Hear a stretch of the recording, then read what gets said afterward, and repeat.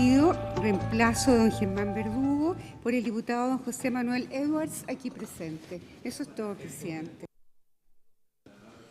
El colega Edwards señala que para efectos del quórum, porque él tiene además otros compromisos en otras sesiones que hay en la Cámara y en el Congreso, para los efectos de las constancias reglamentarias y también para los que están viendo el canal de la Cámara, estamos con discusión de la ley de presupuesto hoy día.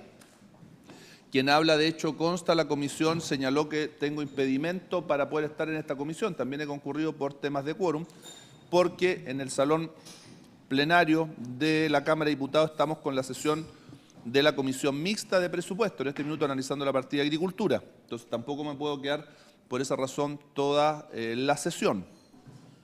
Quisiera, antes de entrar en materia, colegas, manifestar sí una preocupación personal, porque la secretaria, que siempre es muy deferente, me ha avisado antes de llegar acá que dos de los invitados que yo he propuesto, ninguno de los invitados que yo he propuesto ha venido. Hoy día estaban invitados, pero son jueces. Y la mañana es hora de funcionamiento de los juzgados. Y además no alcanzaban a tramitar un permiso administrativo. No sé si se les llegó la invitación el jueves o el viernes, no recuerdo bien, pero en ninguno de esos 2 días alcanzaban tampoco el día jueves, a alcanzar un permiso administrativo, que en el caso de ellos es con suplencia, porque obviamente tiene que seguir funcionando la sala.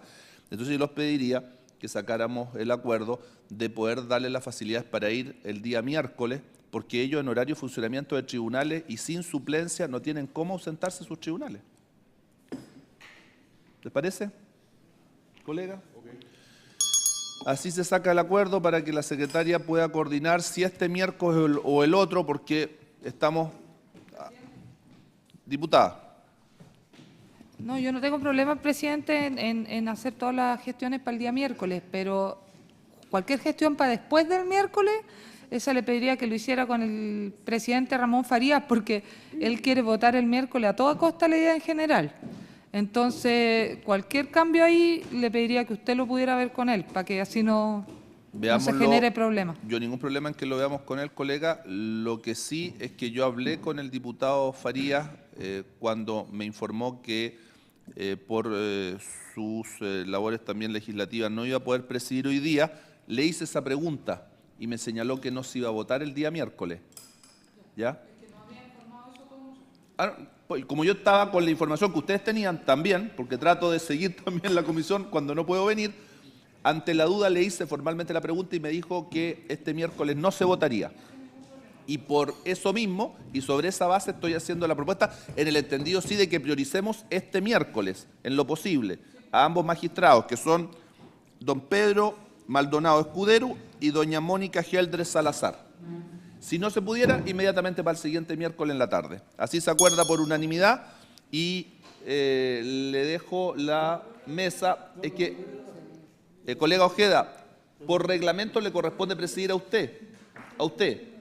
Y además, quien habla tiene que estar en la mixta de presupuesto. Y como hay que respetar el reglamento, usted le corresponde presidir. A usted le corresponde presidir porque el presidente no puede presidir hoy día y por reglamento le corresponde a usted, que es el anterior presidente. ¿Ok? Así que suspendemos 30 segundos para el cambio de presidencia.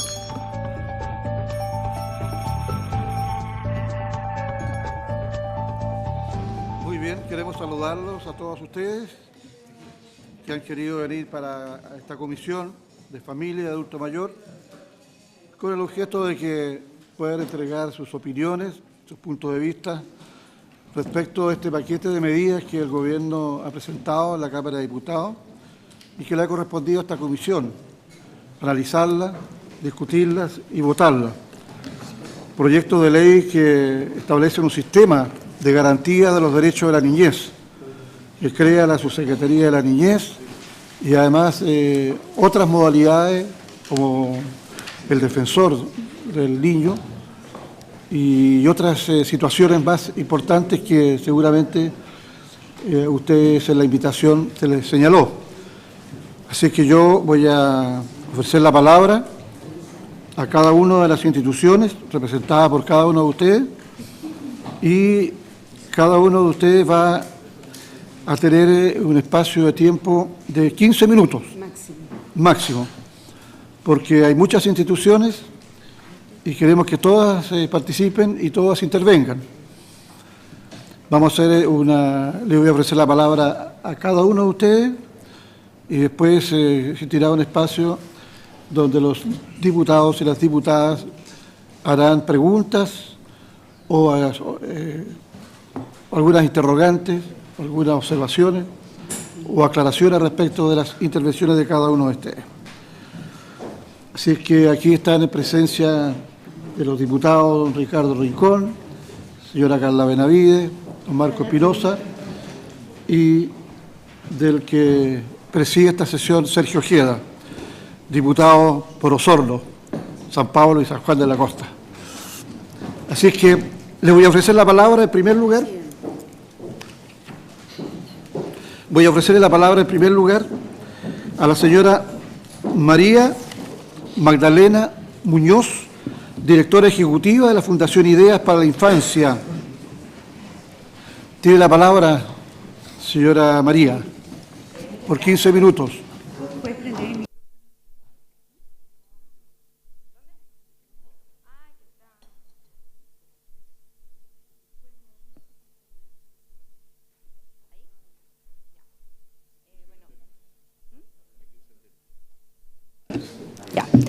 Buenos días, miembros acá de la Comisión de Familia de la Cámara de Diputados y público presente. Nuestra fundación es una fundación nueva, lleva 2 años, pero nuestro equipo lleva alrededor de 10 años trabajando en el área de infancia y en familia con familias en riesgo psicosocial. Tenemos la misión como fundación de hacer transferencia de buenas prácticas y de conocimientos a los equipos que trabajan con familia, con niños a lo largo de todo el país. Nosotros somos una fundación con un compromiso con regiones, viajamos de Arica a Punta Arenas, hemos ido a Chiloé también y desde ahí podemos recoger la experiencia de miles de profesionales con los cuales hemos podido trabajar a lo largo de estos 10 años. Ya nuestra principal experiencia, como les decía, es en contextos de graves vulneraciones de derecho a la infancia.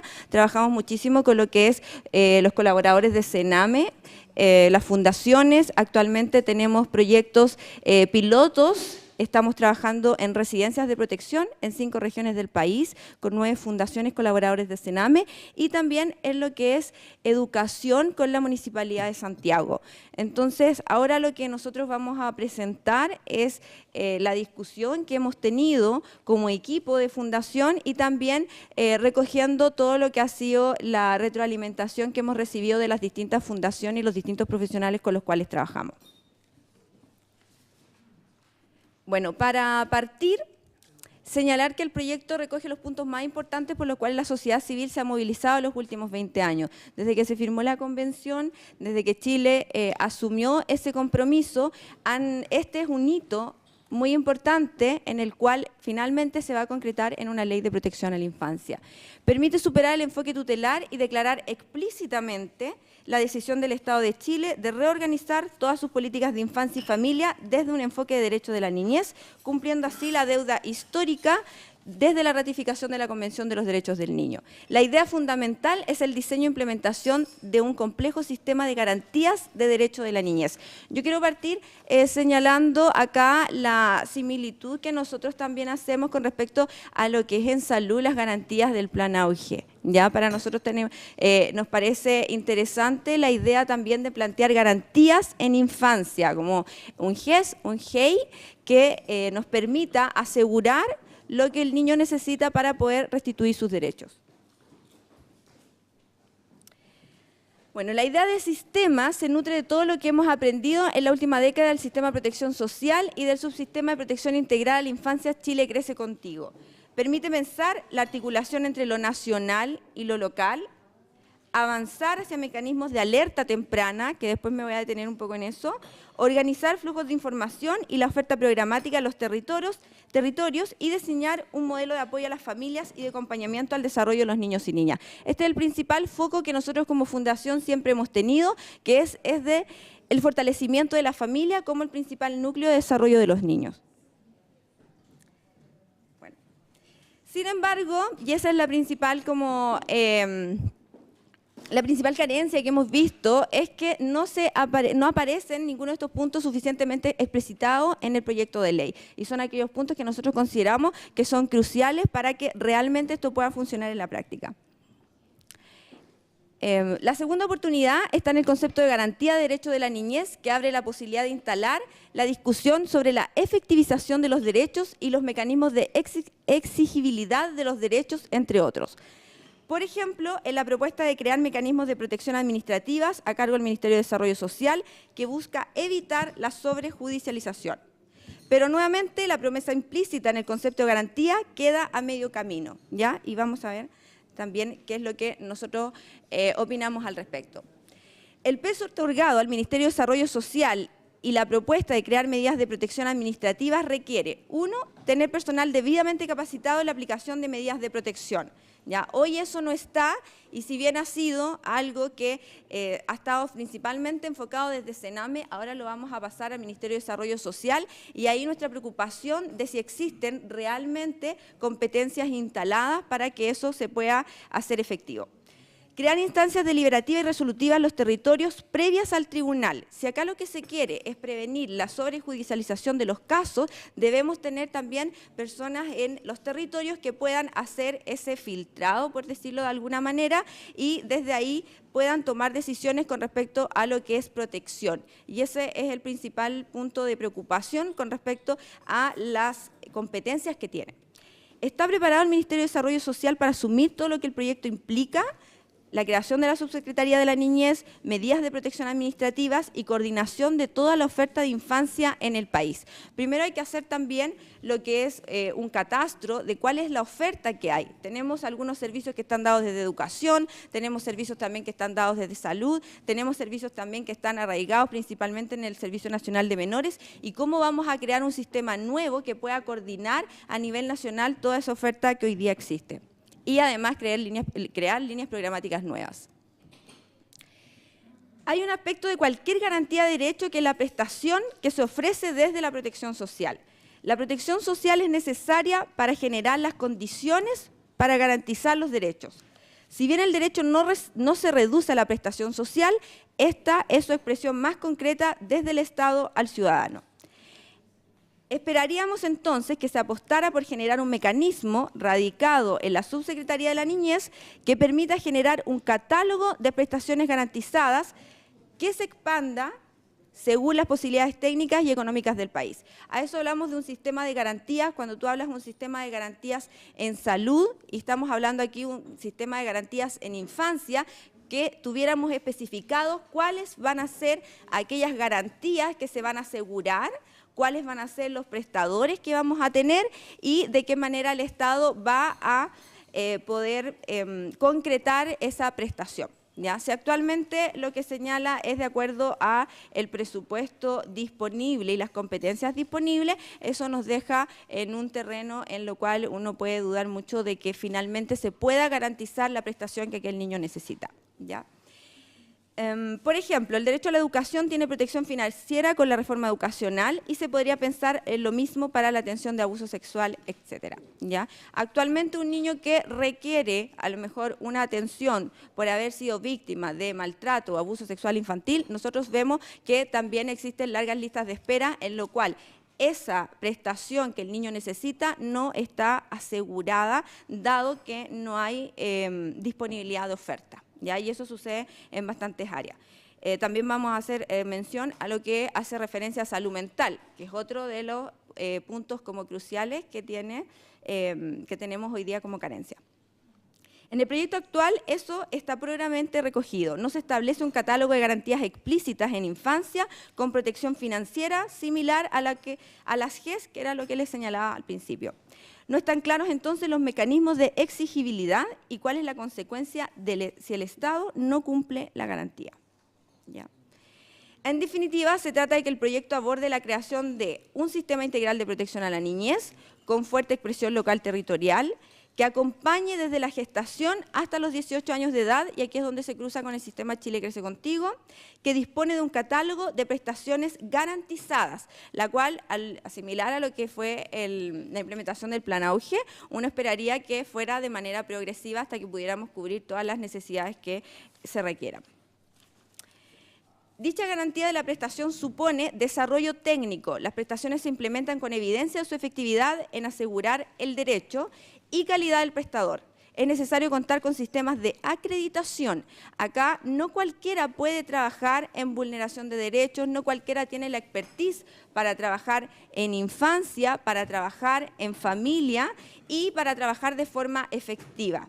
¿Ya? Desde ahí también lo que se sugiere es que exista un certificado, una certificación de aquellas organizaciones, de aquellas profesionales más idóneos y más capacitados para poder hacer el trabajo en infancia y familia. ¿Ya? Oportunidad en la oferta, llegar antes, llegar a tiempo, articulación de la oferta, coordinación desde una instancia local, idealmente un departamento municipal de infancia y juventud. La OPD no está claro que tenga el alcance para asumir este rol. Sabemos que se ha ampliado la cobertura de las OPD, la idea es que cada municipio tenga una OPD, pero desde ahí, ¿cuál es la capacidad real que podría tener una OPD para poder manejar? Uno podría pensar que podría ser una opción, pero a lo mejor no es la más pertinente.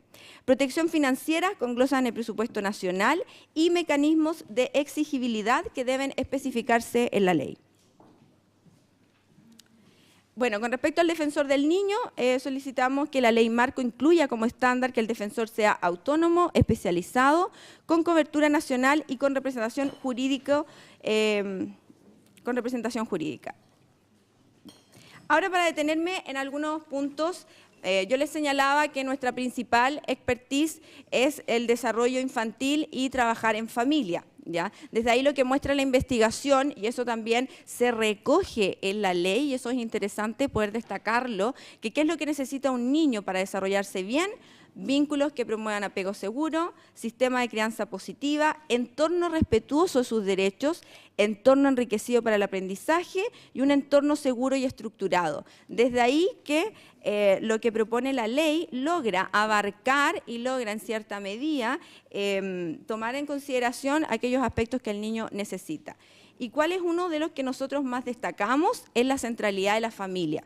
¿Ya? Y acá es donde consideramos también que va a haber un gran desafío en ampliar la oferta programática con respecto a programas de apoyo parental y que haya realmente una política nacional de apoyo a la parentalidad. ¿Ya? El proyecto contempla programas de asistencia y apoyo a los padres y a la familia con el objeto de propiciar oportunidades efectivas y adecuadas para cumplir el privilegio que implica el ejercicio de la responsabilidad parental. Entonces, acá la pregunta, y por eso faltan especificaciones, está en qué tipo de programas, con qué financiamiento, quiénes serán los prestadores y quién certificará la calidad de los prestadores. Actualmente los indicadores de los programas de intervención lo que nos dan son indicadores de cumplimiento más que de indicadores de efectividad y que realmente los programas tengan resultados en lo que es habilitación parental o desarrollo de competencia. Desde ahí que nuestra preocupación va en que los recursos del Estado sean entregados a aquellas instituciones, a aquellos colaboradores que realmente muestren efectividad en el trabajo con los niños y también con las familias. Incluir la prevención o alerta temprana, la protección social de la niñez como base del sistema, la protección especializada y la protección judicial de sus derechos. Nuevamente acá nos detenemos en el tema de la alerta temprana. ¿Ya? ¿Con qué dispositivos y dónde vamos a colocar esta alerta temprana? ¿Desde dónde? En salud, en educación. Y también la necesidad de establecer sistemas de screening usando evaluaciones con instrumentos de evaluación válidos y confiables. Eso se ha hecho en otros países, se puede también implementar acá en Chile. Acá en Chile se han realizado estudios de validación de instrumentos que han mostrado que son excelentes para poder detectar tempranamente situaciones de rezago en el desarrollo y también situaciones de vulneración de derechos, maltrato y negligencia en edades muy tempranas. Bueno, Se prevé la existencia de prestaciones especializadas para los casos en que los derechos deban ser reparados y restituidos.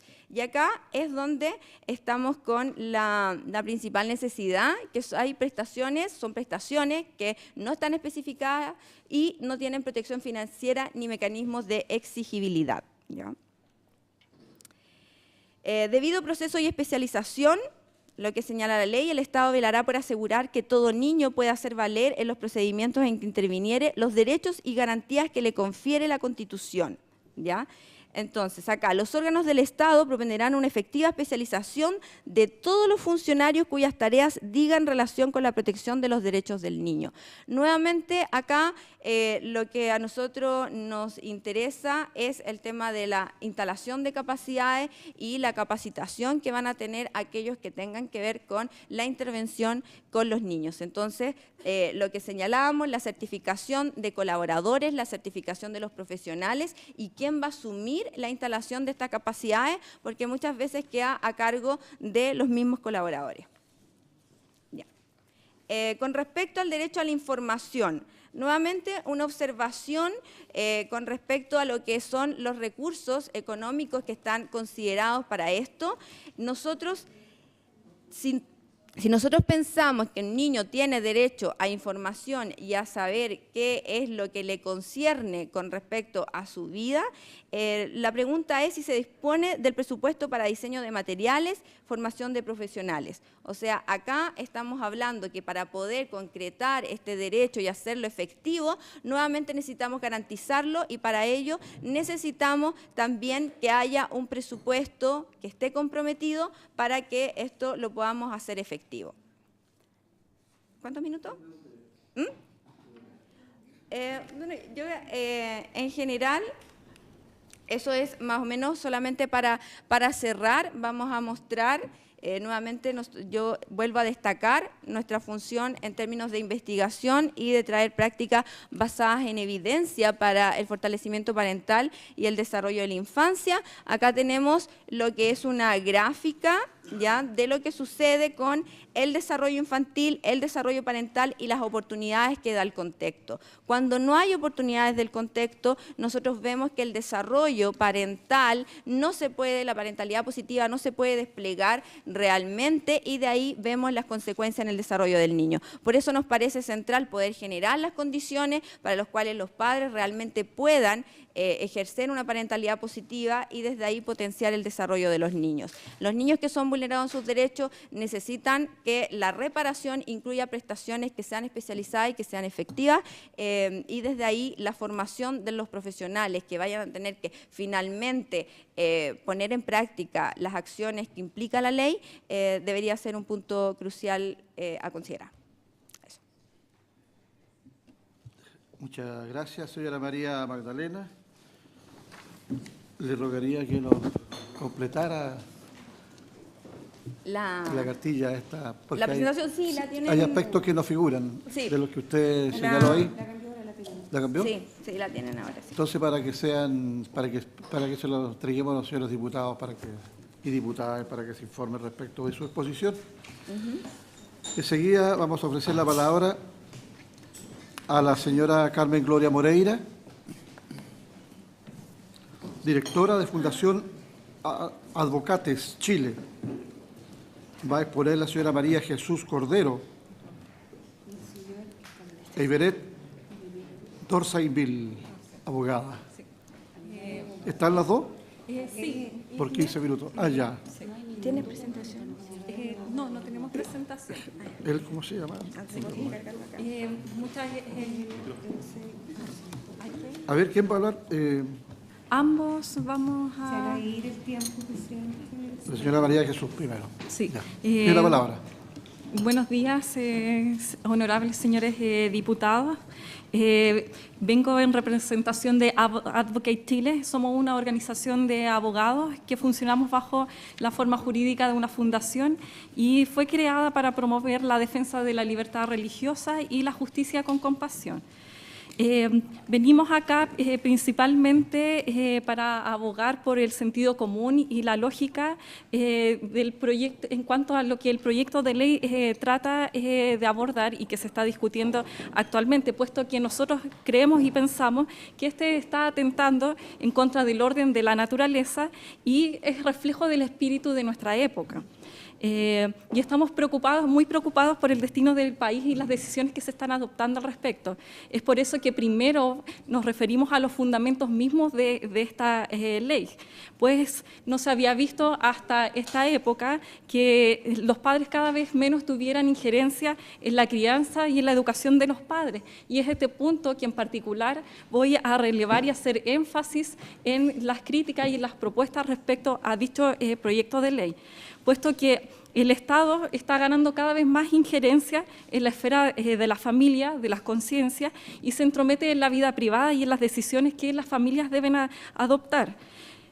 El Estado debiendo ser garante de esta esfera para que se desarrolle con plena libertad y de acuerdo a sus propias reglas naturales y limite solamente su intervención ante las conductas de abuso o arbitrariedades que se cometen dentro de ellas, ya sea para adoptar las medidas preventivas o correctivas. Sin embargo, estamos viendo que el Estado está interfiriendo más allá de sus competencias y atribuciones naturales. Debemos recordar que la familia es anterior a la aparición del Estado y en consecuencia este debe propender y contribuir a la realización de sus fines específicos y no pretender alterar su funcionamiento natural. Es más, se debe trabajar por el establecimiento de normas jurídicas que devengan en una política del todo coherente, que la fomente y la estimule. Pues ejemplo de esto nos lo da la propia historia, en que las sociedades más prósperas fueron aquellas en donde los esfuerzos del Estado estuvieron por fortalecer la familia, por considerarse como el centro principal y el motor de desarrollo de la sociedad. Creemos que leyes como las que se discuten actualmente están fomentando aún más el individualismo y están mermando la unidad de la comunidad y hacen que se generen mucho más brechas y desigualdades entre los integrantes de esta. Y es por ello que más que existir una legislación que garantice los derechos de la infancia, precisamos mantener un conjunto jurídico del todo armónico y tener por fin relevar el rol importante de la familia. Por ejemplo, hemos pensado que para proteger efectivamente los derechos de la infancia necesitamos tener un conjunto de normas mucho más coherentes que digan relación con el ámbito laboral, porque, por ejemplo, si existen menos horas en las que los padres deban trabajar, estos van a poder dedicar mayor tiempo a sus hijos y, por lo tanto, elevar el riesgo y enfocarse en la protección de esto. O lo mismo, ingresos mínimos remuneracionales más elevados que permitan elevar el estándar de vida de la familia, o una reforma educacional que permita a los padres ejercer su rol educativo con plena libertad y escoger los programas y planes educativos de acuerdo a las convicciones de sus propias familias. O, por ejemplo, leyes de migración que protejan al inmigrante y que se protege en el país y que huye de situaciones límites de sus países. Y se asentan acá al país y se prolonga aún más el sufrimiento de los niños y niñas de esta familia. Así también que exista libertad de conciencia en las familias para profesar fe que permita a los padres, dentro de los márgenes naturales de la justicia y de la libertad, en cada esfera enseñar y conducir a sus hijos por el camino que ellos escojan. Por lo tanto, es función del Estado proteger al individuo de la tiranía de su propio círculo y no reprimir ni coartar la libertad, sino facilitar el libre movimiento de la vida en cada esfera. Abraham Kuyper se preguntaba, ¿no es este un atrayente ideal para cualquier jefe de Estado noble? En cuanto al proyecto de ley mismo, podemos señalar que en cuanto a su artículo primero, que establece la Ley del Sistema de Garantía de los Derechos de la Niñez, y en cuanto a su objeto, esta es la protección integral del ejercicio de los derechos de niños y niñas reconocidos en la Constitución Política, en la Convención sobre los Derechos del Niño y en los demás tratados internacionales ratificados por Chile que se encuentran vigentes. Y en su artículo segundo se crea el Sistema de Protección Integral de los Derechos del Niño, que está integrado por el conjunto de políticas, instituciones y normas destinadas a velar por el desarrollo físico, mental, espiritual, moral y social de los niños de acuerdo a esta política nacional de la niñez y a los recursos que se dispongan en el país. Los principios y preceptos reconocidos en tratados, declaraciones y pactos internacionales sobre derechos humanos, como también lo establecido en nuestro propio ordenamiento jurídico, es que es de competencia exclusiva de los padres la formación moral y religiosa de sus hijos, no siéndole permitido al Estado y a los poderes públicos inmiscuirse en tales asuntos, siendo una violación grave a los derechos humanos, como así ocurre tanto de los padres como de los hijos. Los principales tratados, pactos y declaraciones de los derechos humanos internacionales establecen que la tarea de la familia y la formación moral y religiosa de los niños, niñas y adolescentes se trata de un derecho humano fundamental asentado en el principio supraconstitucional de la dignidad de la persona humana. Así, la mera tentativa de que el Estado se entrometa en asuntos que competen a la órbita privada y familiar de los individuos se configuraría en una grave violación de este derecho. Tales cuerpos jurídicos establecen la prevalencia de los padres en la enseñanza de acuerdo a sus convicciones morales y religiosas. Así, por ejemplo, la Declaración Universal de Derechos Humanos se refiere a este punto y reconoce que los padres tienen la libertad y primacía de velar y conducir la educación de sus hijos. En ese sentido, la lectura de la disposición nos lleva a concluir que incluso estando presente la ideología de género en las directrices y programas curriculares de las escuelas, los padres tienen prioridad en momento de escoger el tipo de educación que desea entregar a sus hijos y no el Estado. Así se refieren en el mismo tenor el Pacto Internacional sobre los Derechos Económicos, Sociales y Culturales, la Convención Americana de los Derechos Humanos y la Convención sobre los Derechos del Niño, con una importante observación en el artículo 18, al indicar que este tratado demuestra claramente que la preocupación por conceder a los padres la primacía en la educación moral y religiosa de los hijos no se basa en el autoritarismo de los padres o en negar al niño las condiciones adecuadas para su desarrollo, sino se encuentra su fundamento en el interés superior del niño, por entender que los padres, al educar a sus hijos sobre cuestiones morales y religiosas, lo hacen mejor que cualquier otra institución. De igual forma, también está el protocolo adicional a la Convención de Protección de los Derechos del Hombre y las Libertades Fundamentales. En lo que respecta a nuestro ordenamiento jurídico, la Constitución también protege el derecho de los padres de educar a los hijos, y en el inciso tercero, el artículo 19, número 10, señala expresamente que los padres tienen el derecho preferente y el deber de educar a sus hijos, y corresponderá al Estado otorgar especial protección al ejercicio de este derecho. Este derecho-deber constitucionalmente reconocido a los padres no solo debe proveer educación formal a sus hijos, esto ya que el propio texto constitucional fija objeto de la educación, conducir a la persona a su pleno desarrollo y en las distintas etapas de su vida, texto que se relaciona con el inciso cuarto del artículo primero de la Constitución Política, en el sentido de que el objeto de la educación es conducir al desarrollo integral de la persona, intelectual, físico, personal, social y espiritual. Una ley marco debe asumir la regulación de estos aspectos fundamentales y esenciales a tratar, y uno de los temas centrales en materia de niñez es el rol de los padres, y en el proyecto este rol está debilitado y secundario frente a las amplias facultades que son entregados a los niños y adolescentes, incluso al Estado. La propia Convención Internacional de los Derechos del Niño, en su artículo 5, los Estados partes respetarán responsabilidades y los derechos. A ver, ¿me permite? Vamos a la mitad del tiempo que le corresponde a usted. Sí. Si gusta, usted puede dejar la minuta y la tenemos como presentada. Así que no se preocupe para que le demos tiempo a sus colegas para que puedan intervenir. Muy bien. Bueno, y en cuanto a las propuestas, para poder ir cerrando, lo que estoy refiriendo es justamente que se haga énfasis en el rol fundamental que tiene la familia en este proyecto de ley y no se relegue a un rol meramente orientador y además se adecue a los estándares de la Convención Internacional de los Derechos del Niño. Bueno, y en este ámbito de la importancia de la familia es que Yvette Dorsainville, que es integrante de una ONG de inmigrantes acá en el país, se va a referir sobre lo vital e importante del rol de la familia en la comunidad. Muchas gracias. Entonces le corresponde a don Yvette Dorsainville. ¿De dónde ustedes? De Haití. De Haití. Tiene la palabra don Yvette. Muchas gracias. Un cordial saludo a cada uno de ustedes que están aquí. ¿Me escuchan muy bien? Muy bien. Yo soy de la ONG Buen Samaritano de la comunidad haitiana.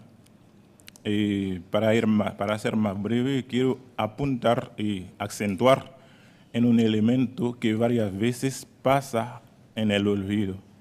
En todos los la toma de decisiones en cualquier sistema. Pero no es porque pasa en el olvido, no es porque no es por ser mala onda, sino porque Chile es muy joven en lo que tiene que ver con este elemento que es la migración. Chile es muy joven en lo que tiene que ver con una migración tan masiva como lo es en este momento. Y nosotros, viendo el proyecto de ley, creemos que hace falta mencionar la migración en eso. Hace falta mencionar la migración, porque no podemos hablar de niños sin hablar de los niños migrantes. Hablo de los niños, los hijos de migrantes nacidos en Chile, también de los niños migrantes que vienen de otros países. Si hablamos de niños, de la protección de los niños, no podemos dejar de lado la protección de los padres. ¿Por qué? Porque los padres son los encargados de proteger a los niños. Pero si los padres tienen dificultades para trabajar, para tener acceso a la educación, si tienen dificultad, o sea, si no tienen, en caso de los haitianos que no pueden estudiar cuando lleguen acá, no tienen acceso a la educación, ¿cómo van a educar a los niños? Y yo creo que la educación familiar hace parte del derecho infantil. Si los padres son muy débiles o son muy débiles frente a la justicia, no podemos hablar de la justicia para los niños de inmigrantes. Por ejemplo, cualquier padre que esté en el país con un niño migrante, si el padre es ilegal, el niño también es ilegal. En el momento que el padre tenga residencia, el mismo tipo de residencia que tenga el padre, el niño tiene el mismo. Si tiene residencia por motivo laboral, el niño también tiene residencia por motivo laboral.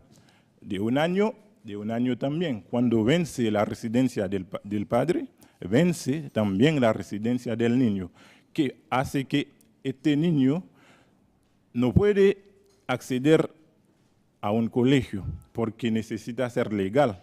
Y esos son casos reales, son casos que nosotros hemos sufrido y que hemos tratado de arreglar, que todavía no podemos.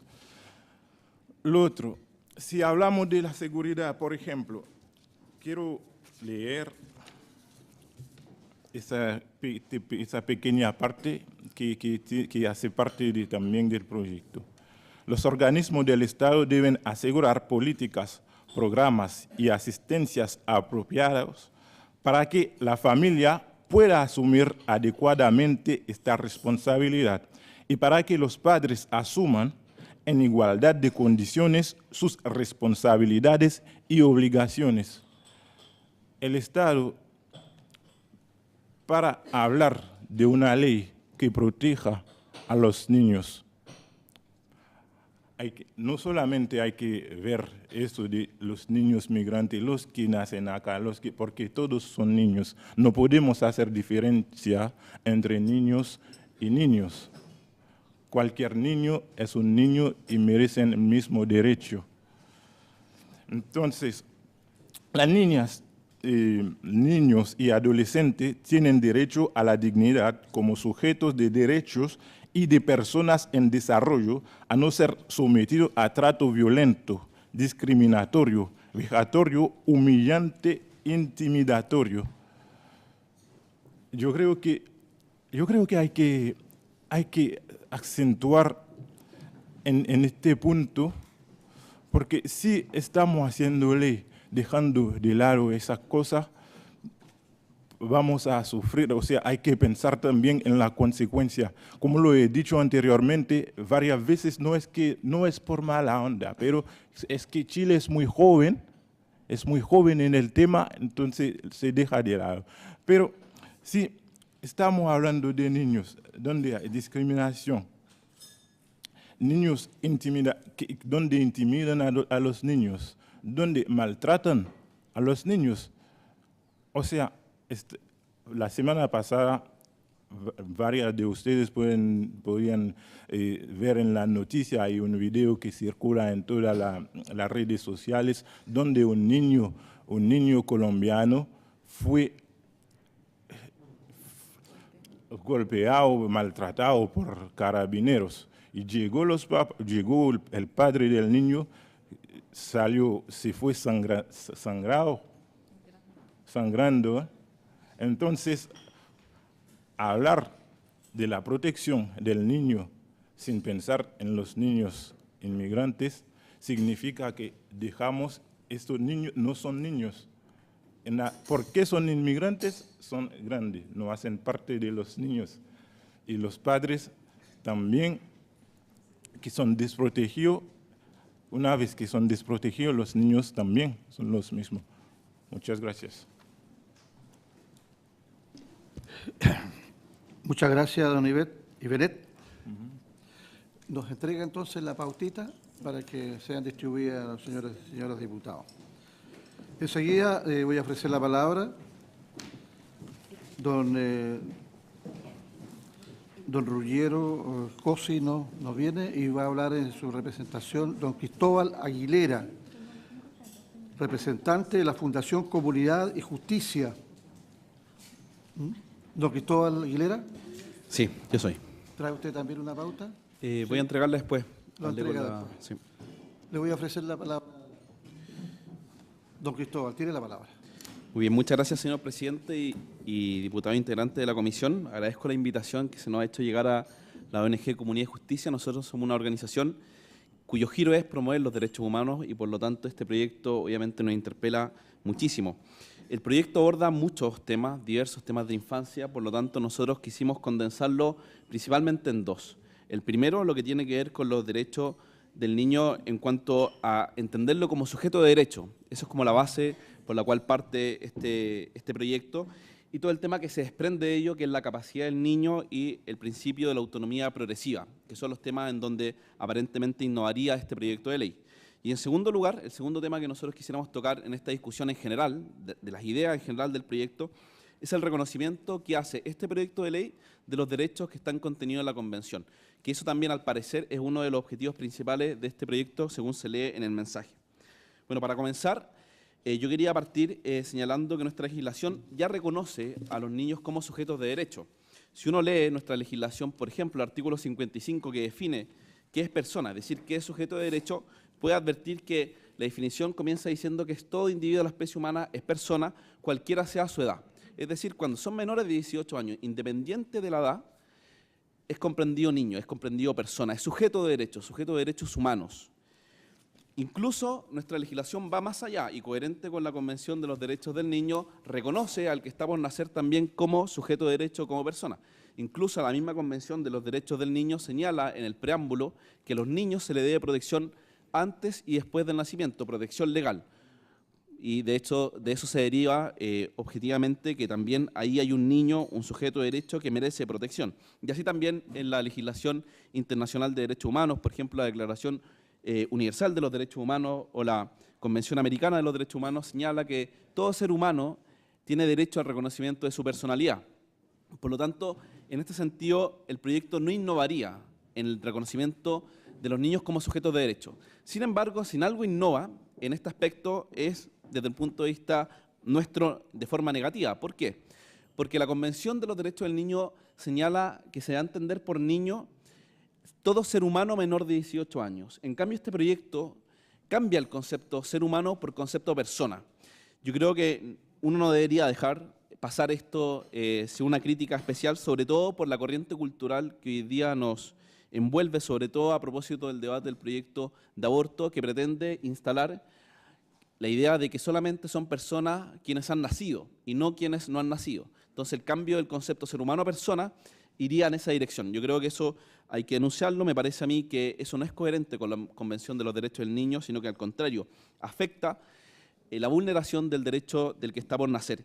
Y además porque la misma Convención señala en el artículo 2.2 cuando propone las categorías sospechosas en virtud de las cuales no se puede discriminar a los niños, señala el nacimiento, es decir, no se puede discriminar a los niños por concepto de nacimiento, ni los que han nacido ni los que están por nacer.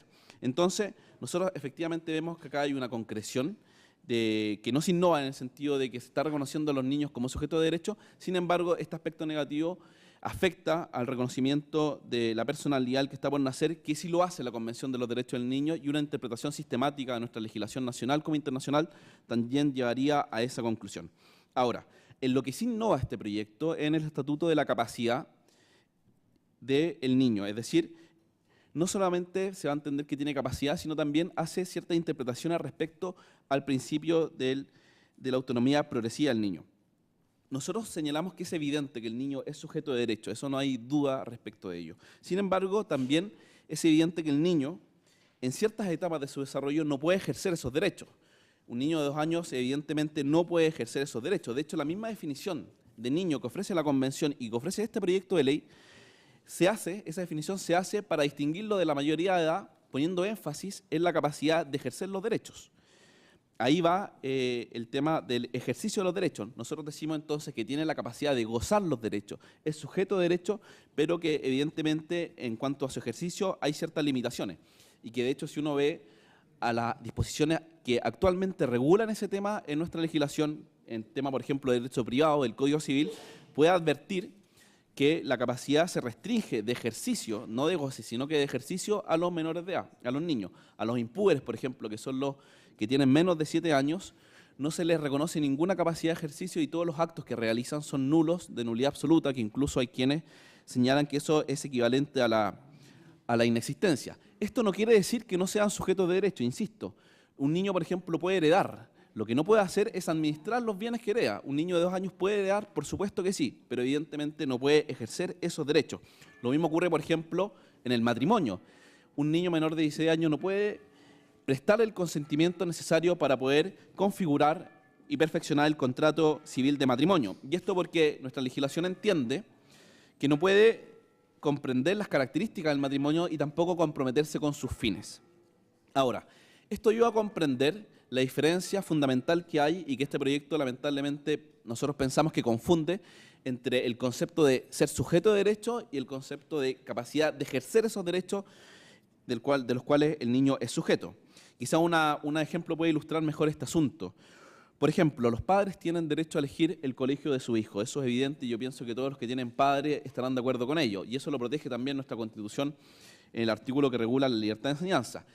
Que los padres ejerzan la decisión de dónde va a estudiar su hijo no quiere decir que el niño no tenga el derecho a la educación, sino que al contrario, la forma de resguardar ese derecho a la educación es entregándole a los padres el derecho a elegir, y no solamente el derecho, sino que el deber. De hecho, el artículo 321 que regula el concepto de derecho a alimentos también comprende el derecho a la educación. De hecho, esto también tiene un correlato en la jurisprudencia internacional. La Corte Interamericana de Derechos Humanos señala que no todas las personas poseen capacidad se refiere a la capacidad de ejercer los derechos, a la capacidad legal, y carecen de esta capacidad en gran medida los niños. También señala que esto es así por su situación específica, porque se toma en cuenta su debilidad, su inmadurez, su inexperiencia, que eso es evidente obviamente a los sentidos. El Tribunal Constitucional también ha señalado en este aspecto que los menores de edad no están en plenas condiciones de comprender los efectos legales de sus actos, sino que hasta llegar a la etapa adulta. Por eso mismo siempre ha dicho que los efectos jurídicos que emanan de los actos de un menor de edad son muy distintos a los de la mayoría de edad. Y eso a mí me parece también que es necesario rescatar. Ahora, de esto se deriva también el principio de la autonomía progresiva. Nosotros estamos seguros, y en esto hay consenso en la jurisprudencia internacional y nacional, de que los niños no pueden ejercer todos los derechos en la niñez. Pero también es evidente, y esto también hay que rescatarlo, que la niñez no es una etapa estática, que el niño sí obviamente desarrolla de poco a sus facultades, que va adquiriendo la capacidad de comprender la realidad, de poder ir desarrollándose no solamente física, sino psicológicamente. De hecho, el mismo Código Civil cuando reconoce el deber de los hijos de obedecer a sus padres, también señala que los padres tienen que guiarlo para que pueda, en la medida de lo posible, en la evolución de sus facultades, ejercer sus derechos fundamentales. En este sentido, por ejemplo, en el tema de derecho a expresar una opinión, la Convención de los Derechos del Niño dice que cuando el niño está en condiciones de formarse un juicio, el derecho va a tener derecho a expresar su opinión libremente, pero siempre hace el alcance, y esto también lo dice la Corte Suprema, que la obligación de oír al niño no es equiparable con la de aceptar todo lo que él dice, porque sabemos que el contexto en el que se desarrolla, sobre todo por la etapa de desarrollo de madurez, precisamente hacen que lo que diga pueda ir en contra incluso del interés superior de él, del niño. Ahora, estos dos conceptos, capacidad y autonomía progresiva, que están en el núcleo de esta propuesta innovadora del proyecto, no se entienden en ningún caso sin hacer alusión al derecho de los padres. De hecho, estos conceptos cobran relevancia, cobran sentido, haciendo alusión al derecho de los padres de educar a su hijo. Yo entiendo que el proyecto no busca eliminar este proyecto, ni creo que sea la intención del Ejecutivo en ningún caso. Sin embargo, uno puede, yo voy a ir haciéndolo después, verificar que esto puede ocurrir en ciertos artículos del proyecto. Ahora, respecto al derecho de los padres a educar a su hijo, esto, como bien dijeron antes, tiene rango constitucional. La Constitución, de hecho, exige que el Estado proteja especialmente este derecho.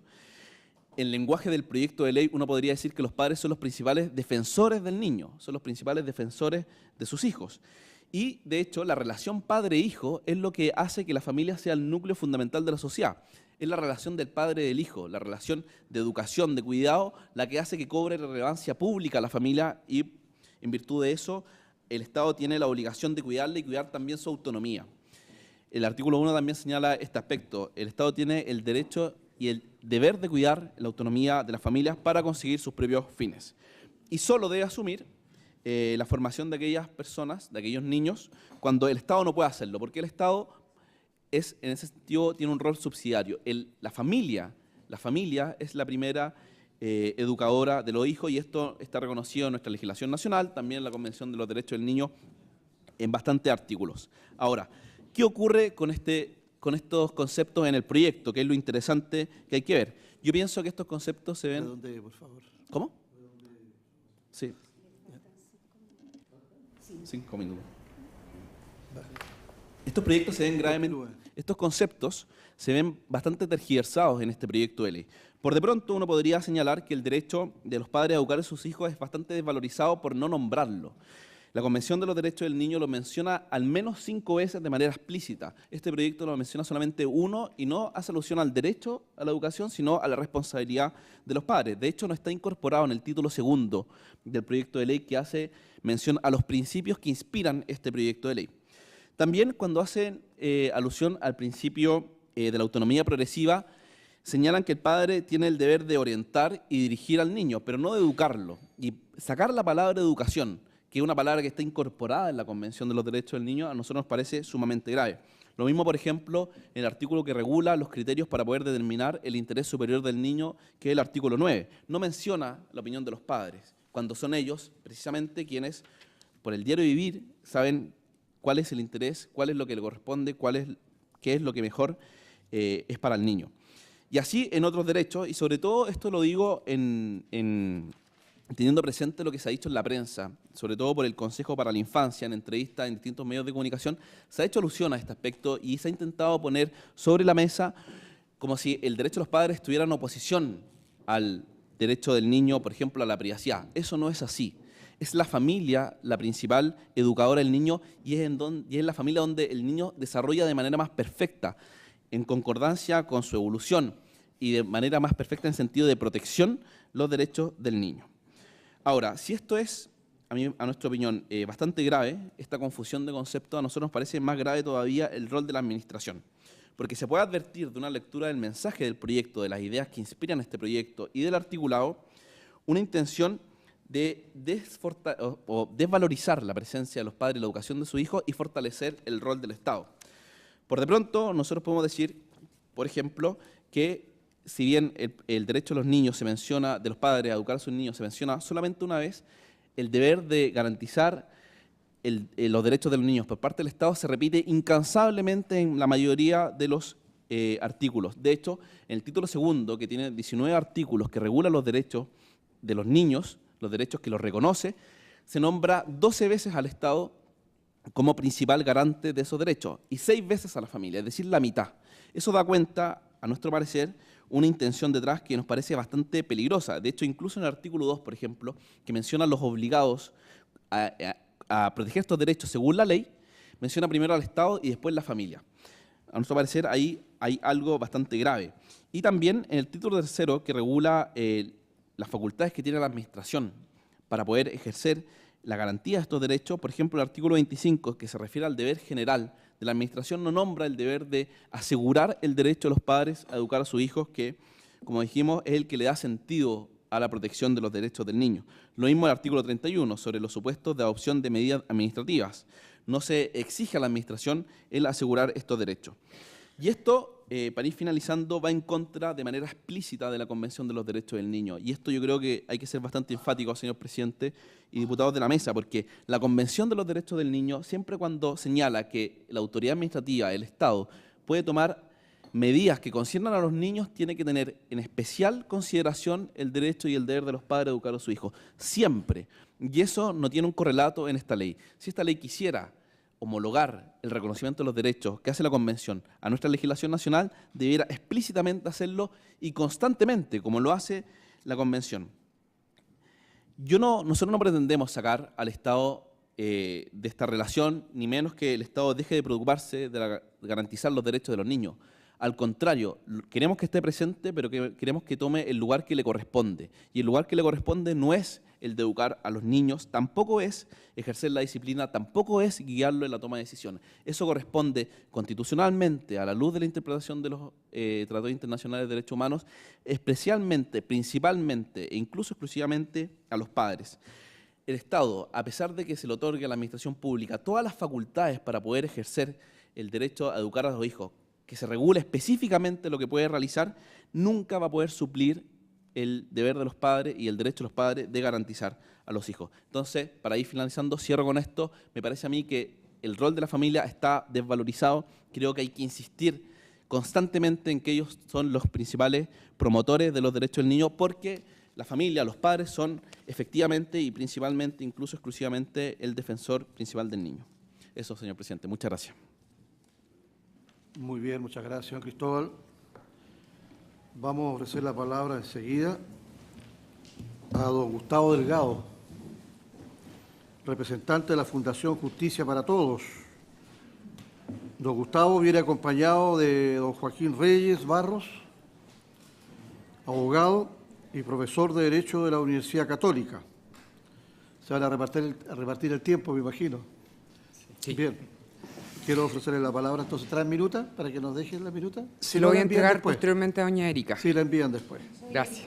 Ya. ¿Usted no es Erika? Ah, perdón. Muchas gracias para entregarle a los diputados y a las diputadas, porque muchos de ellos y de ellas no están presentes porque hay comisiones de presupuesto que están funcionando. Entonces están todas participando prácticamente allá y hay otras comisiones también.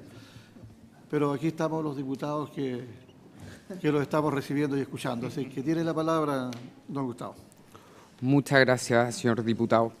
En primer lugar, quería agradecer a la comisión por invitar a Justicia para Todos. Esta ya es la segunda vez que nos invitan a participar en el debate parlamentario y estamos muy agradecidos porque justamente es de nuestro interés aportar en todo lo que sea posible a la discusión de proyectos de ley que tengan injerencia en la regulación de derechos humanos. Esto porque Justicia para Todos es una organización no gubernamental que precisamente tiene por fin el promover el respeto y la defensa de los derechos humanos en sede legislativa y también en sede judicial.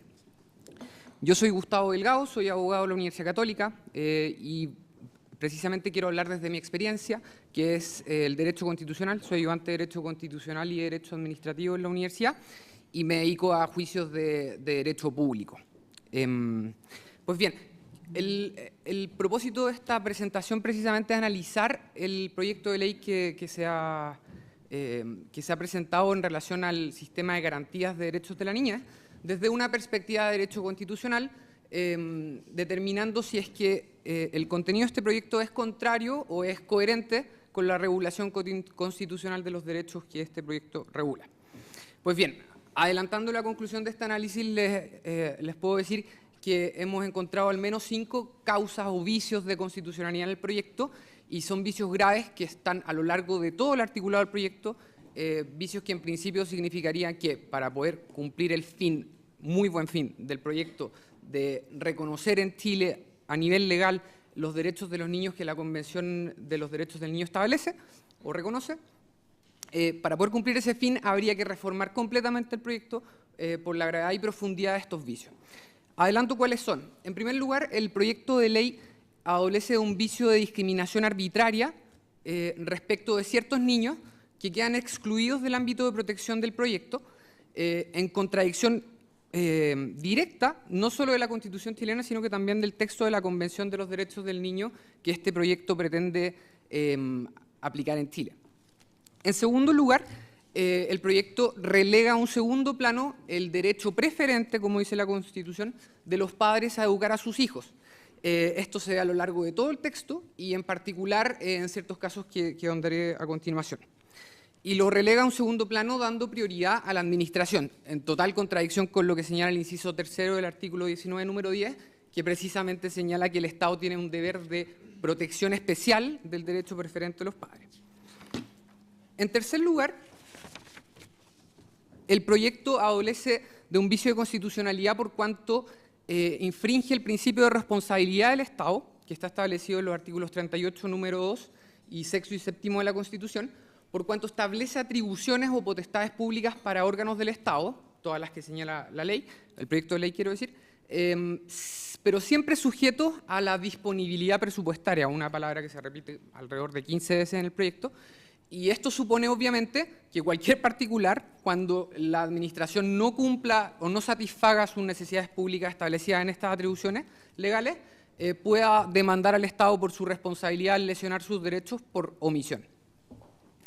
En cuarto lugar, el proyecto viola en repetidas ocasiones y en general el derecho a la seguridad o certeza jurídica que está establecido en el artículo 19-26 de la Constitución, por cuanto regula de manera poco clara, a veces, en otras cosas omitiendo contenidos de los derechos y en otras simplemente no mencionando derechos, y además reitera derechos que en términos contradictorios con la regulación de estos derechos que está en la Convención de los Derechos del Niño y en la Constitución. Voy a dar algunos ejemplos luego.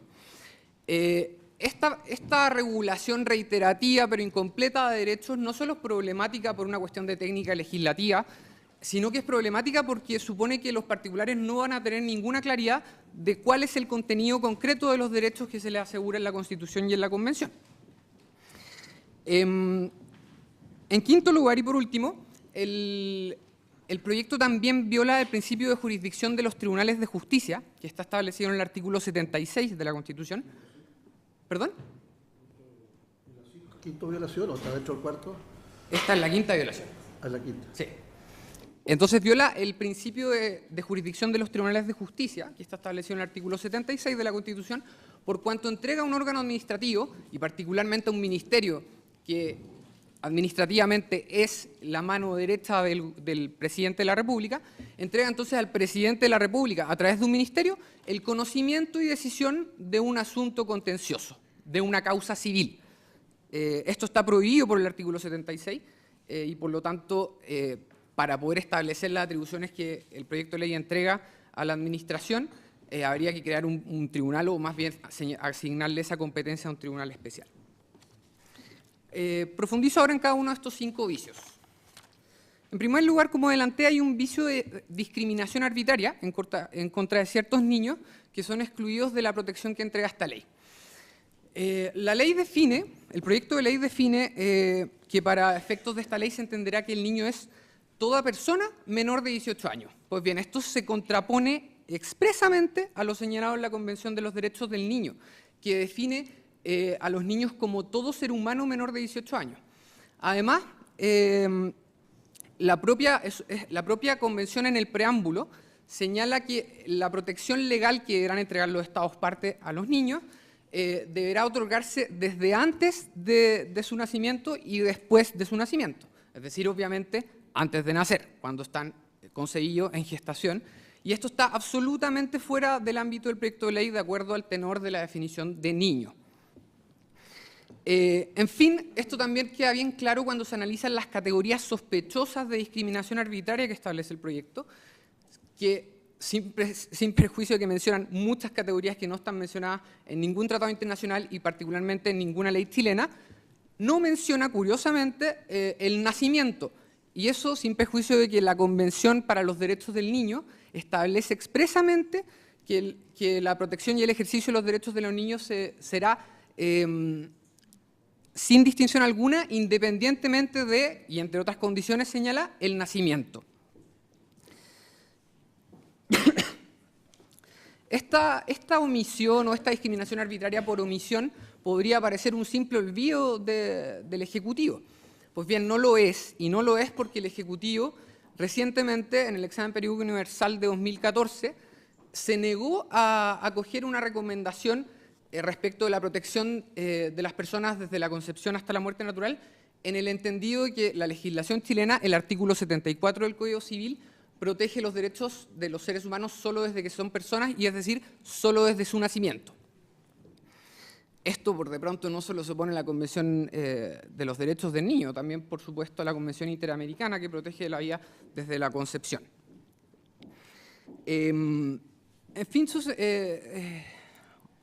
honorables diputados, aquí se puede ver una confusión del Ejecutivo, voluntario o no, que asigna la definición del artículo 74 del Código Civil de carácter patrimonial a las personas a un proyecto de ley que pretende regular derechos humanos, más allá de los meramente civiles.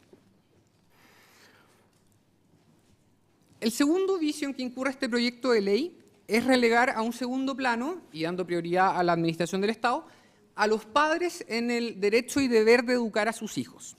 Esto en contravención expresa del texto del inciso tercero del artículo 19, número 10, que señala que es deber preferente de los padres educar a su hijo, y además establece para el legislador y para el Estado en general un deber especial de protegerlo, de proteger este derecho. Esto se aprecia, por ejemplo, en el artículo segundo del proyecto de ley, cuando, estableciendo quiénes son los obligados a respetar estas normas, señalan en un primer lugar a los propios órganos de la administración y luego a la familia y a la sociedad, siendo que en principio se supone que los que deberían respetar los derechos de los niños en principio son sus padres, luego el Estado, y sobre todo porque son los padres los que más tiempo deberían pasar con los niños y no el Estado o sus funcionarios. En segundo lugar y en particular, se aprecia también este problema de relegar a un segundo plano el deber preferente de educar a los hijos de los padres, en muchas normas en que el proyecto de ley establece solo un deber de oír al niño, pero ningún deber de oír a los padres. Así, por ejemplo, en el artículo 9, al regular los criterios que se deberán tener a la vista para determinar cuál es el interés superior del niño, este proyecto de ley señala el derecho de oír al niño, pero no el derecho de oír a los padres o a sus representantes legales o a quienes tengan su cuidado. En el artículo 19, que regula el derecho a ser oído de los niños, se regula precisamente ese derecho, pero sin ninguna referencia al derecho de los padres a ser oídos en todo lo que tenga relación con el cuidado de sus hijos. En el artículo 24, que regula los derechos de la salud de los niños, también se omite olímpicamente cualquier referencia al deber de oír a los padres cuando se tomen decisiones que afecten o puedan afectar la salud de su hijo.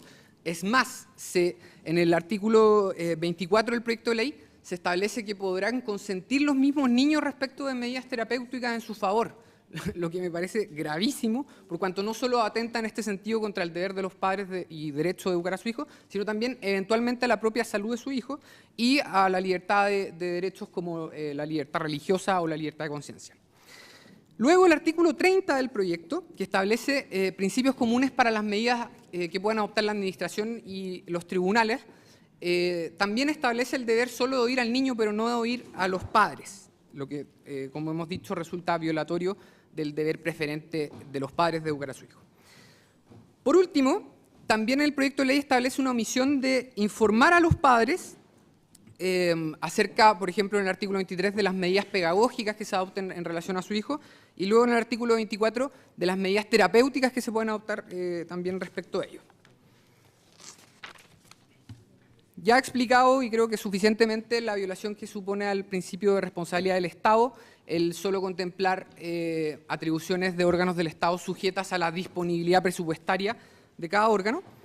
Así que voy a profundizar, por último, en la violación de la seguridad jurídica y el núcleo esencial de ciertos derechos regulados en el artículo 19.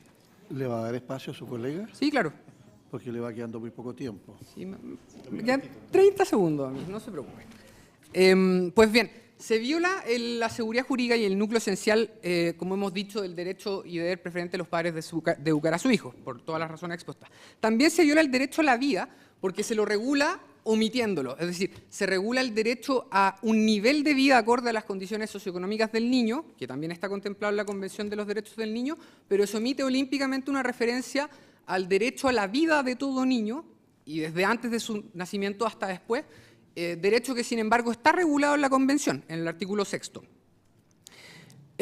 Por otro lado, el derecho de reunión se regula en contravención a la Constitución, por cuanto se establece que este derecho de reunión está sujeto a las limitaciones que la ley establezca, siendo que la Constitución señala que el derecho de reunión se regula de acuerdo a las disposiciones generales de policía, es decir, normas de rango infralegal.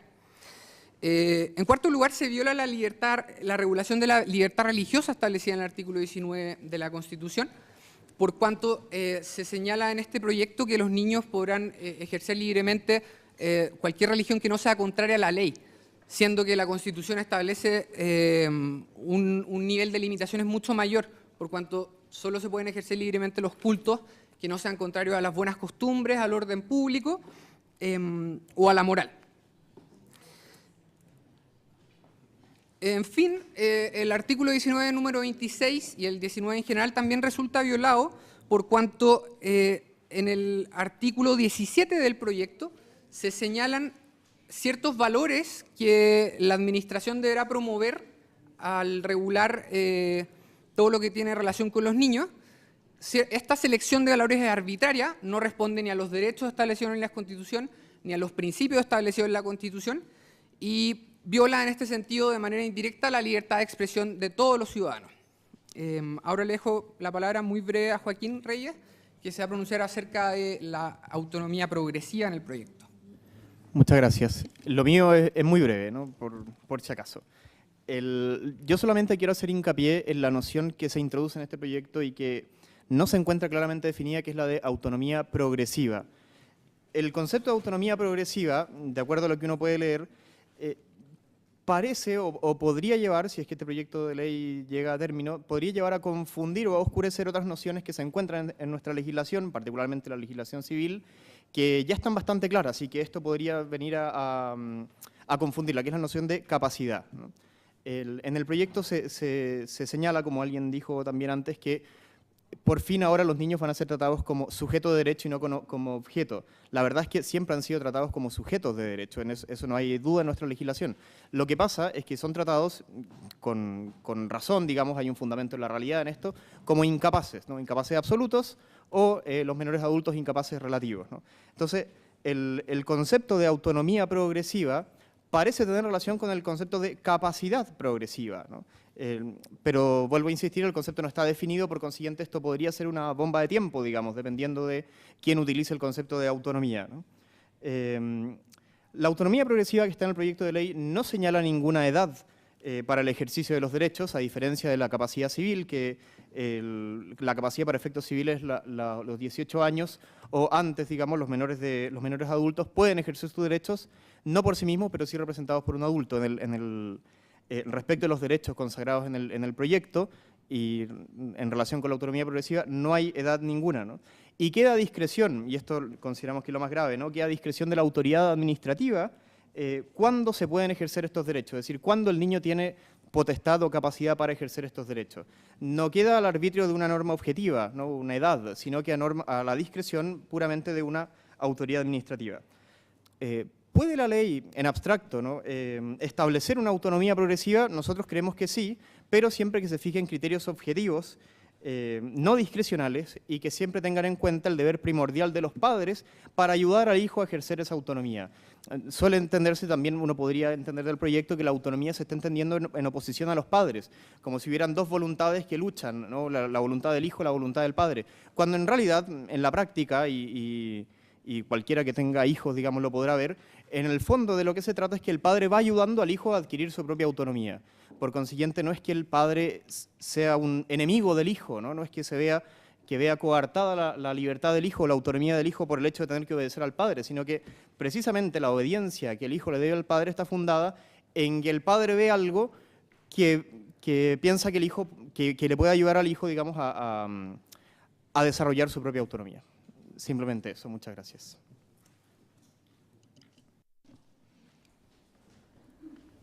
Muchas gracias, don Joaquín. Enseguida voy a ofrecer la palabra a la señora María Carolina Soto Parragués, coordinadora de la Oficina de Protección de Derechos, CPOPD. Tiene la palabra señora María Carolina. Hola. Por 15 minutos. Sí. Hola, buenas tardes. ¿Habla o...? ¿Con Cristel Barba? Ya, en 15 minutos ¿sí? usted se distribuye. Sí. Tiene la palabra. Buenas tardes a todos los presentes. Contarles que yo soy coordinadora de la Oficina de Protección de Derechos de la Comuna de Valparaíso y contarles un poco la realidad que se vive a nivel OPD en la comuna y a nivel nacional, y para que los aspectos que se van a tomar en la nueva ley puedan ser considerados en relación a las problemáticas que hoy en día las OPD van a comenzar a asumir con respecto al, digamos, al surgimiento de esta nueva ley. Contarles más bien que nosotros contamos con dos áreas, un área de protección y otra área de gestión comunitaria. Un área de protección donde tenemos dos duplas y un abogado, y un área comunitaria con dos profesionales para toda la comuna de Valparaíso. Actualmente nosotros tenemos que dividir el sector para 8 sectores en la comuna, en donde tenemos dos profesionales, como les dije, en el área comunitaria que nos dan abasto. Tenemos 5.514 plazas a las cuales atender. Somos una OPD que está en convenio con el municipio de Valparaíso a través de Sename. Actualmente estamos a punto de que nos llegue un nuevo programa que es el 24 horas, que se nos van a aumentar 1.500 plazas más. Por lo tanto, ya el número de plazas para nuestra OPD se eleva totalmente. Y lo que nos preocupa, obviamente, que la nueva ley habla sobre eliminar la lista de espera del Sename. Actualmente nosotros estamos con estas 5.514 plazas, como les digo yo. Tenemos poca oferta programática en la comuna, poca oferta en relación a salud mental. Hay 6 meses de espera en los programas de maltrato grave o situación grave, por lo tanto es un poco complejo el tema de la eliminación de la lista de espera. También se habla acerca de la desinternación de los niños menores de 3 años. Otro tema que la OPD también va a tener que asumir en conjunto con los FAE, donde vamos a tener que articular la red para ver dónde podemos ingresar a, digamos, buscar la mejor oferta programática para estos niños. Y nos preocupa en realidad, porque nos preocupa el tema de que también va a estar especializado el Ministerio de Desarrollo Social para poder cubrir todo este tema, esta demanda que se nos viene, y de qué manera el Estado va a subvencionar tanto a los equipos como también a los propios recursos que nos entrega Sename. Hoy en día Sename a nosotros como OPD nos da 1.190 pesos por niño. Con 1.190 pesos por niño nosotros tenemos que hacer visita domiciliaria, entrevista y hacer un sinfín de, digamos, de estrategias y de intervenciones para poder asumir los compromisos y los objetivos que tiene el Sename y los objetivos que también nosotros tenemos como OPD. Y eso se contrapone, digamos, con la oferta a nivel más privada, que son las ONG, que son los PPF, en donde se le entrega una subvención de casi 13.000 pesos. Si bien nosotros hacemos un diagnóstico de la familia, también hacemos un sinfín de intervenciones, las cuales van más allá de un tema quizás monetario, sino que más bien un tema de compromiso como profesionales.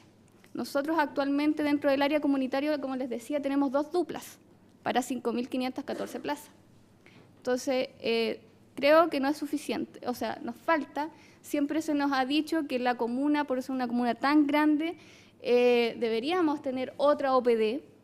De hecho, Playa Ancha y Placilla se están visualizando como 2 comunas más dentro de la región. Entonces, es bastante grande nuestra comuna para tan poco el equipo. Actualmente, el proyecto de la OPD establece ciertos mínimos o estándares mínimos para cubrir a los profesionales con respecto a la remuneración. Obviamente que estamos bajo esos mínimos, o sea, no calzamos todavía en esos mínimos.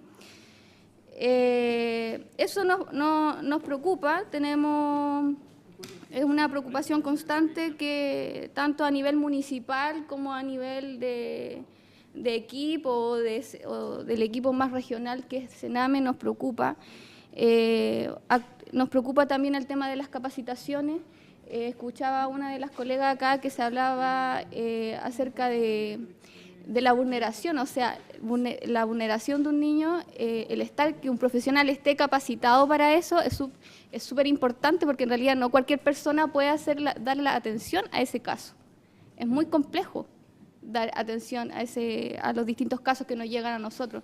Somos la primera red en la comuna y yo creo a nivel nacional que atendemos a esa familia.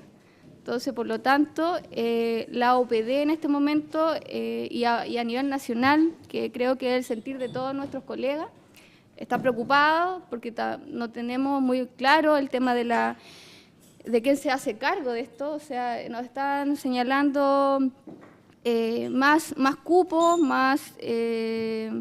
ver el tema de la desinternalización de los niños, que también es otro trabajo adicional que se nos suma a lo que actualmente hacemos y con las mismas duplas de siempre. Entonces, eso también a nosotros nos preocupa.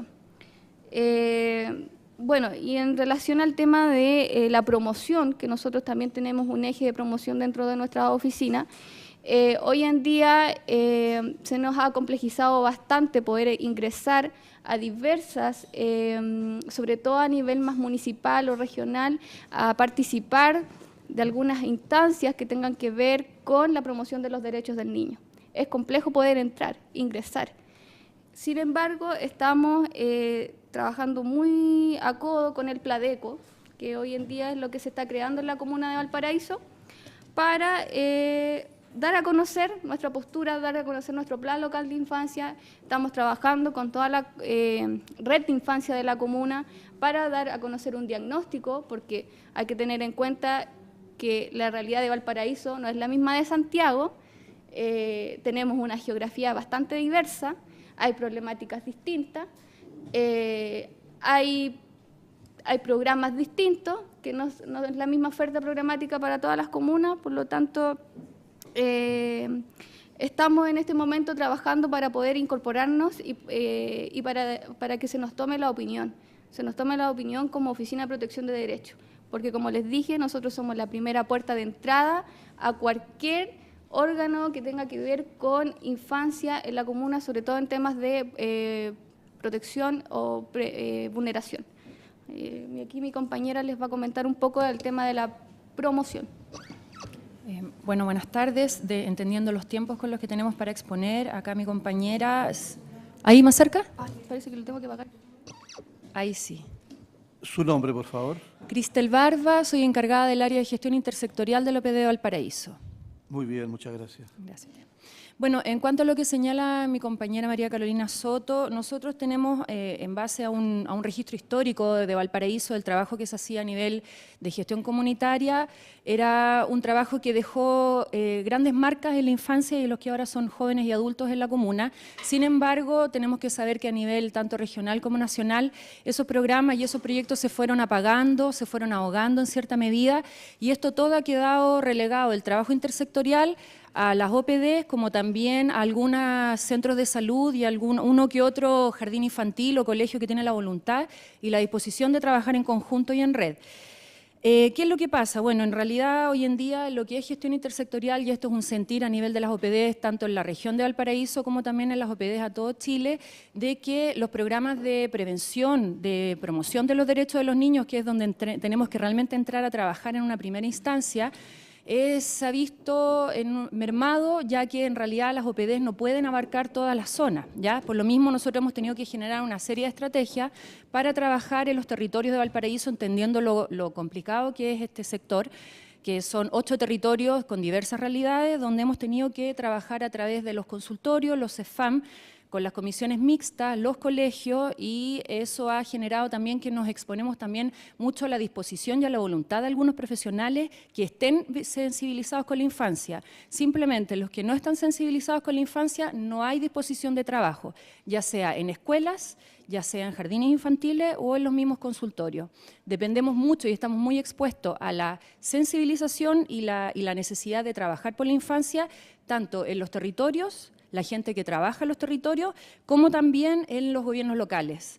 Hoy en día nos ha costado, y es como una especie de milagro que ha acontecido, de que podamos estar trabajando actualmente con el Pladeco.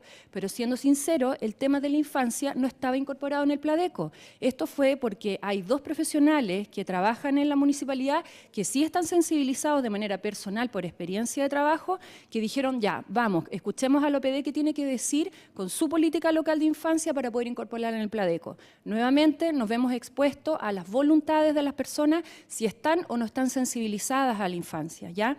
Necesitamos que nos apoyen en ese sentido en lo promocional para que la comunidad esté sensibilizada. Y en cuanto a eso mismo, o sea, en el fondo que decir que se nos dice que esta nueva ley va a tener un aspecto promocional a nivel comunicacional, eso sería ideal, porque no todas las personas profesionales que trabajan en los territorios de la región de Valparaíso están sensibilizados y les interesa trabajar por la infancia, y eso nos hace estar muy sujetos a que realmente resulten nuestras políticas locales y la implementación de estrategias en promoción de los derechos de los niños y las niñas. Eso.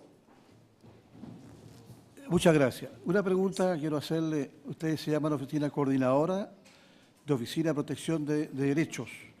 ¿Es para todo tipo de derechos o solamente están especializados en la infancia? Solo en la infancia. Solamente en la infancia. Y se llama Oficina de Protección de los Derechos de Infancia y Adolescencia. Ah, aquí no, sí, dice, no está completa la OPD, ya. sí, claro. Muy bien, entonces, Secretaría, tome nota, que es el nombre preciso de esta intervención.